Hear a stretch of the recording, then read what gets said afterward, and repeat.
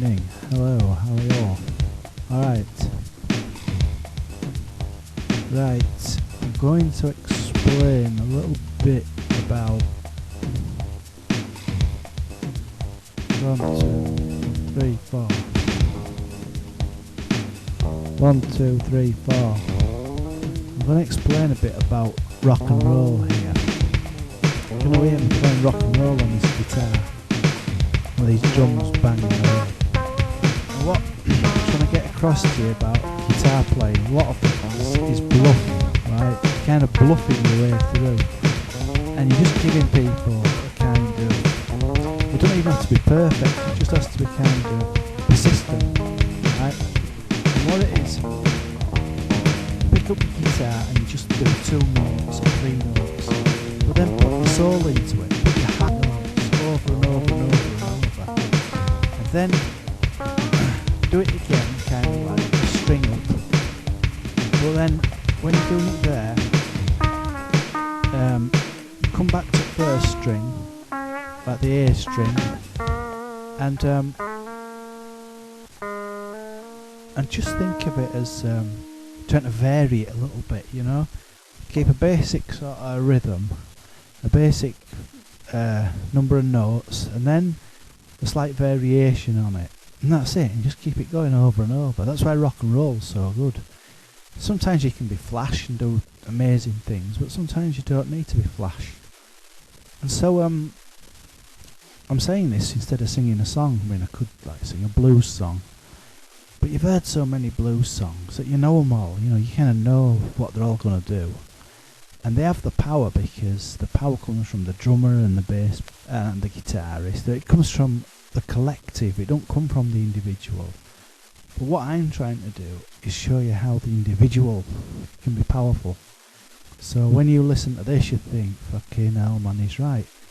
Because it's the individual who's powerful. Because if you go into the art gallery and look at one painting, you're going to say to yourself, fuck me, that's an individual who's done that. One person. And then if it's quite a big and difficult painting, you think, well, can I do that? And the answer is always no. The answer is always no until you've done one. And when you've done a big painting, then you've done it. You know, it's like, I've done my first one, now what about my second one? Because to me, it seems very expensive, and you've got to get all your materials and all that. And so really, it's people who go to art college and stuff, they get used to getting the materials for free, say. I mean, they don't really get it for free, but materials provided.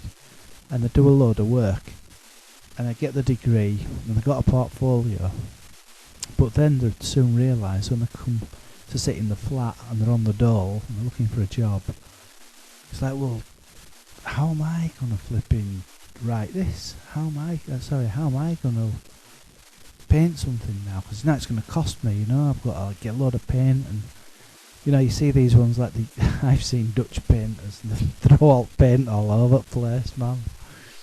But of course, when it's in an art gallery, it looks stupendous. It looks amazing. You think, fuck hell, it's enormous. 20 foot by 20 foot, all different colours of paint. And artists, when they go into the studio, they're covered in crap, aren't they? It's like, you just turn into a horrible, filthy, disgusting person, wouldn't you, being an artist? So it's kind of like you've got to be able to keep your discipline and know why you want to do it. And, you know, it'd be fair enough, because when they do a really big painting, it's like, yeah, worth millions. And so they know exactly what they're in this for. And it's the same with me. I'm in this for 8.3 billion. That's why I do them. I do all these things. And I play all this stuff. And of course it's a delusion, but, you know, people like delusions. They want to hear that. They want to hear that you want to be a big mega rock star. They don't want to hear you say, well, I just fart about on guitar, you know. No, that's not what I'm doing. I'm not just farting about on guitar. I'm doing it so as it's interesting to the listener.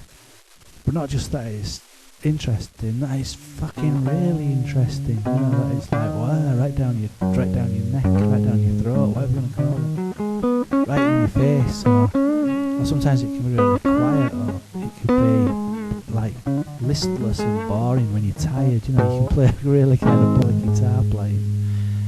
And when the person who listens to this listens to it for the first time, they think, I don't like that. But guaranteed, 3 weeks later, when they listen to it again, they think, hey, it's not so bad after all, is it? It captures a whole load of different moods and different energy levels.